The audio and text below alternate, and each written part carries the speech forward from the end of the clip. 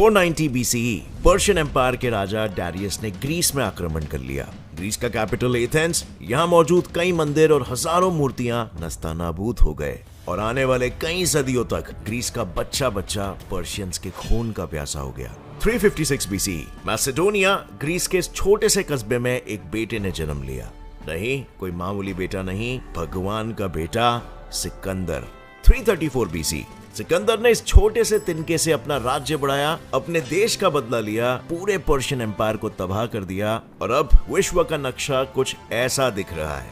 326 BC Sikandar Bharat की सीमा पर खड़ा है। अगला निशाना है भारत। भारत माँ का धन। पर अचानक वो मुंह फेर के अपने देश मैसेडोनिया वापस लौट जाता है। ये सारे पहलू काफी नजदीकी से जुड़े हैं इतिहास के सबसे बड़े योद्धा अलेक्जेंडर को राजाओं का राजा, शहंशाह बनाने में, भगवान बनाने में। अलेक्जेंडर का जन्म 356 BC में मैसेडोनिया के पेला शहर में हुआ। जन्म होते ही शहर के सभी लोग उसे ग्रीक भगवान जियुस का बच्चा मानने लगे और उसकी माँ ओलंपियास ने भी इसमें उनका कम साथ नहीं दिया। अब दुनिया के सभी पिताओं की तरह उनके पिता फिलिप II भी अपने बेटे को एक काबिल राजा बनाना चाहते थे, जिसके लिए उन्होंने उस वक्त ग्रीस में मौजूद सभी बेस्ट स्कॉलर्स के जरिए अलेक्जेंडर को ट्रेनिंग दिलवाई। इन सभी स्कॉलर्स में दुनिया के सबसे मशहूर फिलोसोफर एरिस्टोटल का भी नाम शामिल है, जिन्होंने सिर्फ 3 साल की ट्रेनिंग में अलेक्जेंडर के अंदर सब्र, खुले विचार और कूटनीति की ऐसी समझ पैदा कर दी कि उसने अलेक्जेंडर के राजनीतिक गुणों को और भी ज्यादा तेज कर दिया। और इसकी पहली झलक मैसेडोनिया के लोगों को देखने मिली जब केवल 10 साल की उम्र में अलेक्जेंडर ने एक उत्तेजित घोड़े ब्यूसिफेलस को बड़ी आसानी से ट्रेन कर लिया। और इसके बाद केवल 18 साल की उम्र में अलेक्जेंडर ने अपने पिता के साथ मिलकर बैटल ऑफ चेरोनिया में हिस्सा ले लिया, जहां उन्होंने अपने सामर्थ्य से थीबिस और एथेंस के सेनाओं को मात दे दी। और ये अलेक्जेंडर के सफर का एक मुख्य मोड़ था। ये पहला समय था जब अलेक्जेंडर ने अपनी महानता का प्रदर्शन दिखाया हो। और इसके बाद जाहिर सी बात है, लोगों का उनमें मौजूद दिव्य विश्वास बढ़ता चला गया और इसी के साथ बढ़ता गया अलेक्जेंडर का अहंकार और पर्शियन साम्राज्य के प्रति नफरत। वहीं पर्शियन एम्पायर, जिसे दुनिया के नक्शे से मिटाने का सपना ग्रीस का हर बच्चा और उसके पिता ने देखा था, सो इसे हासिल करने के लिए अलेक्जेंडर ग्रीस में स्थित बाकी शहरों पर अपना रुतबा स्थापित करने लगा। और इसी दौरान उसने कई शहरों की आर्मी, वहां के नोबल्स, कमांडर्स, सबको मैसेडोनियन आर्मी के साथ मिलाते हुए अपनी तरफ करना शुरू कर दिया, ताकि जरूरत पड़ने पर इन सभी लोगों की वफादारी अलेक्जेंडर की तरफ हो। ग्रीस के शहरों को एक करने के बाद सिकंदर पर्शिया के दक्षिणी हिस्से में मार्च करने लगा और इसी दौरान उसका सामना हुआ पर्शिया के पहली आर्मी से। एक ऐसी आर्मी जो साइज में सिकंदर की सेना से दुगुनी थी, लेकिन उसके बावजूद सिकंदर ने उन्हें मार गिराया, सिर्फ अपनी युद्ध नीति और हिम्मत के बल पर। जाहिर सी बात है, ये अपने आप में एक बहुत ही बड़ी बात थी, जिस वजह से ये युद्ध सिकंदर की जीत की गाथाओं में बैटल ऑफ ग्रेनिशियस के नाम से अमर हो गया। और ऐसे ही राजाओं और उनकी सेना की अमर गाथाएं आपको इतिहास में मिलेगी, जिनके वर्णन को पढ़ने से ही आज के लोगों के रोंगटे खड़े हो जाते हैं। और जैसे कि आप जानते हो, वो इंसान जो इतिहास से नहीं सीखता है, उसे इतिहास की गलतियों को दोहराना पड़ता है। पर ऐसी किताबें आज के जमाने में पढ़ता कौन है? हमारी अलमारियों में पड़ी होती है धूल से लथपथ। आज के जमाने में हमारे पास 10 पेज का न्यूज़पेपर पढ़ने के लिए टाइम नहीं है। तो मैं लेकर आया हूँ आपके लिए कुकू FM ऐप, जहाँ स्टूडेंट्स टू स्टूडेंट्स, बल्कि बच्चे बूढ़े सभी के लिए 1000+ आवर्स की एजुकेशनल कंटेंट लाइब्रेरी है, जिन्हें आप ऑडियो फॉर्मेट में सुन सकते हो अपने लाइफ में, अपने बिजी लाइफ में मल्टीटास्क करते हो। इसके साथ ही इसमें और भी जॉनरास अवेलेबल है, जैसे self improvement, motivation, knowledge, financial education, history, science fiction और भी बहुत बहुत कुछ, जो सब आप हिंदी लैंग्वेज जैसी रीजनल लैंग्वेज में भी सुन सकते हो। And all of this is on 50% of. Description में दिए गए लिंक से आपको डाउनलोड करो, use the coupon code India, so click on the link in the description and go download now. और आप यूज कर सकते हो ये प्रीमियम सर्विस 199 रुपीज में फॉर अ ईयर। सुनेगा इंडिया तभी तो बढ़ेगा इंडिया, यही है इस रिपब्लिक डे का नारा। सो हरी नाउ, क्योंकि 29 ऑफ जैन के बाद ये ऑफर वैलिड नहीं है। इस युद्ध में अलेक्जेंडर को पर्शियन आर्मी की ताकत की एक छोटी सी झलक देखने को मिली,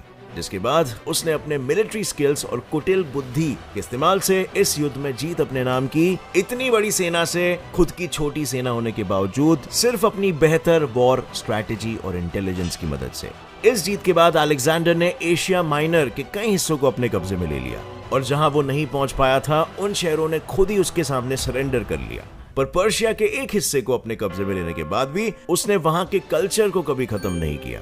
बल्कि उसने सभी पर्शियन कमांडर्स, लीडर्स और गवर्नर्स को उनकी ईमानदारी के बदले उन्हें अपने इच्छा अनुसार रहने की आजादी दी। इससे हुआ ये कि एरिस्टोटल की बिना जबरदस्ती किए दिल जीतने वाली सीख को अपनाते हुए अलेक्जेंडर कई सारे लोगों का दिल जीत चुका था, और इसे अलेक्जेंडर की कूटनीति और चालाकी ही कहेंगे कि जंग लड़ने के बाद भी उसने लोगों के दिलों में अपने लिए जगह बना ली और पर्शियन एम्पायर के सभी दक्षिणी हिस्सों को मैसेडोनिया के कंट्रोल में ला दिया। पर कहते हैं ना, शेर की प्यास पानी से नहीं बुझ सकती, और अलेक्जेंडर का मकसद तो पहले से ही पर्शियन आर्मी का विनाश था। अपने इसी मकसद को पूरा करने के लिए वो अपनी सेना के साथ पर्शियन आर्मी के सबसे अहम हिस्से की तरफ बढ़ने लगा, जहां उसका सामना अब तक की सबसे बड़ी पर्शियन आर्मी से हुआ। और ये मैं इसीलिए कह रहा हूं क्योंकि अपने एम्पायर को इतना बढ़ाने के बाद भी ये पर्शियन आर्मी अलेक्जेंडर के आर्मी से बहुत बड़ी थी। अलेक्जेंडर की आर्मी में थे सिर्फ 47,000 लोग, और वहीं पर पर्शियन आर्मी में 1 लाख से भी ज्यादा लोग थे। लेकिन पर्शिया के राजा डारियस III अलेक्जेंडर की चालबाजियों से भली भांति वाकिफ थे, और इसीलिए उन्होंने अलेक्जेंडर से होने वाले घमासान में ज्यादा सेना के होते हुए भी उन्हें सतर्क रहकर युद्ध करने की सलाह दी। हालांकि लाख कोशिशों के बाद भी डारियस अपनी सेना को अलेक्जेंडर से बचा नहीं पाए, क्योंकि जब इन दोनों राजाओं के बीच गौगमेला में जंग शुरू हुई, तब रणनीति का इस्तेमाल करते हुए अलेक्जेंडर ने पर्शियन सेना को पहले अपनी सेना पर हमला करने दिया ताकि ग्रीक आर्मी पीछे हट जाए, और फिर ग्रीक आर्मी के पीछे हटते ही जैसे ही पर्शियन आर्मी जीतने की लालसा से युद्ध भूमि के बीच में आए, वैसे ही वहां बने गैप के जरिए अलेक्जेंडर ने अपने काफिले को पर्शियन आर्मी के पीछे भेजकर वहां तबाही मचा दी। एज अ रिजल्ट, जब डरा सहमा डारियस वहां से भागने लगा, तब उसके ही कमांडर ने उसकी हत्या कर दी। ये जंग इतिहास के पन्नों में दर्ज हुआ एक ऐसा जंग है जिसने अलेक्जेंडर की किस्मत की काया पलट दी, क्योंकि इस युद्ध के बाद दुनिया का सबसे बड़ा साम्राज्य खत्म हो गया था, और साफ और स्पष्ट रूप से भगवान का बेटा कहे जाने वाला अलेक्जेंडर महज 25 साल की उम्र में एशिया का मास्टर बन गया था। इतना ही नहीं, अब उनका साम्राज्य भी सिर्फ मैसेडोनिया तक सीमित नहीं रह गया था, वो अब अफगानिस्तान तक पहुंच चुका था। पर अब यहाँ पर सवाल ये उठता है कि क्या सिर्फ 2 वॉर्स और उसमें इस्तेमाल की गई वॉर स्ट्रैटेजीज ही अलेक्जेंडर को ग्रेट बनाती है? हम कहते हैं ना, अलेक्जेंडर द ग्रेट। वेल, नहीं, क्योंकि गौगमेला में मिली जीत के बाद अलेक्जेंडर ने सभी पर्शियन गवर्नर्स, मिलिट्री कमांडर्स और आम जनता का दिल जीतकर उनसे ग्रेट रिलेशंस बनाने की हर मुमकिन कोशिश की। उसने पर्शिया में ग्रीक कल्चर, कानून और रिलीजन कुछ भी जबरदस्ती लागू नहीं किया, उल्टा वो खुद उनके तीज त्योहार मनाने लगे। इतना ही नहीं, उसने किसी भी गवर्नर और ऑफिसर को उनकी पोजीशन से नहीं हटाया, और सबसे बड़ी बात ये थी कि उसने अपने दुश्मन डारियस की बेटी से शादी भी कर ली, जिसके बदले में उसे एरिस्टोटल के सीख अनुसार लोगों की ईमानदारी और अपनापन मिला। पर अलेक्जेंडर कुटिल बुद्धि वाला इंसान था। वो जानता था जब तक लोगों का अच्छा भला फायदा नहीं होगा, वो उसे तब तक अपना राजा नहीं मानेंगे, और इसीलिए युद्ध के बाद जब पर्शिया की तिजोरियां खुली, तब मौके का फायदा उठाते हुए उसने सारी धन संपत्ति को अलग अलग हिस्सों में बांट लिया। इससे पूरे साम्राज्य में न सिर्फ अलेक्जेंडर की जय जयकार हुई, बल्कि वहां पर धन संपत्ति और व्यापार भी बढ़ा।